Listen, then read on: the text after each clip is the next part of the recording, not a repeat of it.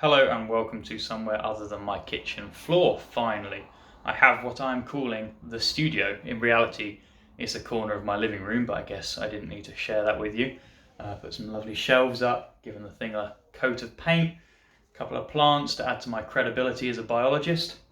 But the reason I'm here today, not to show off my shelves, but to share with you the results from the Soilless potato experiment.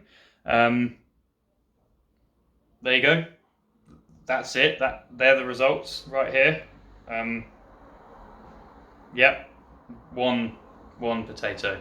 So in a system where I put two potatoes in, which I planted two potatoes, I got one back. This isn't one of the ones that I planted. Those two rotted away. So this is definitely a potato which was produced in a soilless system. Obviously, it's a little disappointing, just the one tuber, but I think it shows that potatoes can grow in these kind of hybrid soilless hydroponic systems.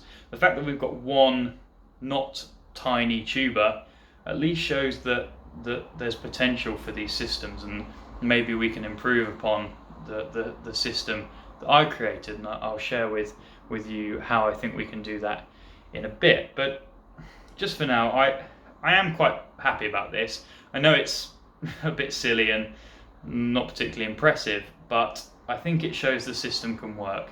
So the problems with this system that I've been able to come up with, and please let me know in the comments if you have any ideas yourself, are one, that the tubers didn't get enough light. Now, light is the key determinant of yield in potatoes in the absence of any kind of abiotic or biotic stress. Now, these were growing in a system that was just in front of a kitchen window, which, due to the angle of the sun in the summer, where the sun is a lot higher in the sky, the space in front of the window was probably only getting 4 or 5 hours of direct sunlight every day.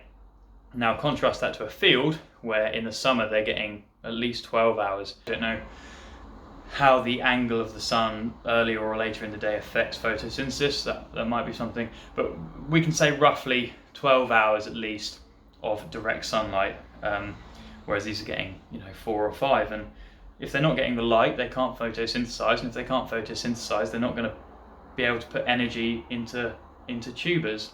That's I think the key problem. I think if there was more light, I think we'd have seen a lot more tubers. Maybe not an optimum or maximum number of tubers, but I think we would have seen more, because as this shows, they could produce tubers. They just didn't produce very many. The other thing I think was maybe a problem was the nutrition that the potatoes had. So they obviously had access to effectively an unlimited supply of nutrition and water, because I kept topping up the basin every time they used it up. So I think one of the things that could be done to improve the system would be to take some of that nutrition away at key stages in the life cycle.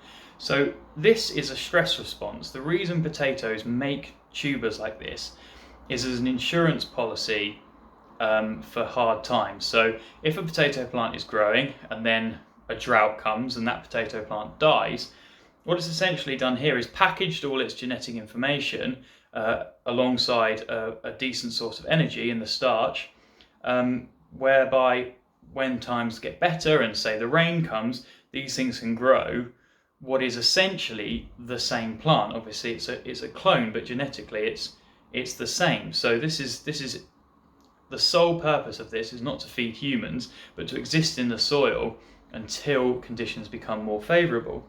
So as a stress response, I think that potato plants need some sort of stress to be triggered to produce this.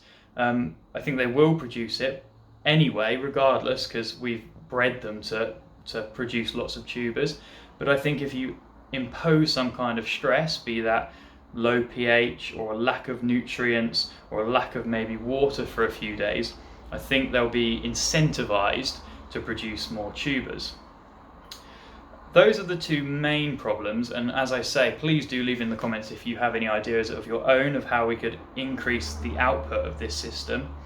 But I think this is reassuring, because these are all things that we can modify and action, and I actually have already planted a couple more seed tubers in the same system now at the University of Reading, where they're going to get a lot more light. They're under a glass house, so they're going to get way more light. They'll be nice and warm over the winter, whereas in my kitchen it was mostly over summer, but towards the end of the experiment they were getting chilly. We don't have very good windows or insulation here, but it's not a total failure.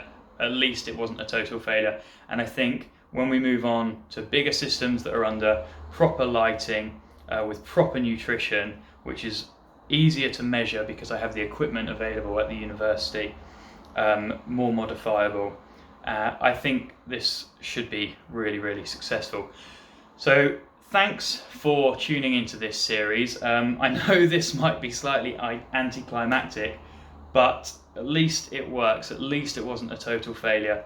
And hopefully you'll follow me into the next series of experiments where I'm going to be doing a much more advanced, larger scale system under lights with adequate nutrition, all of that good stuff. But thanks for watching, and I'll see you in the next one.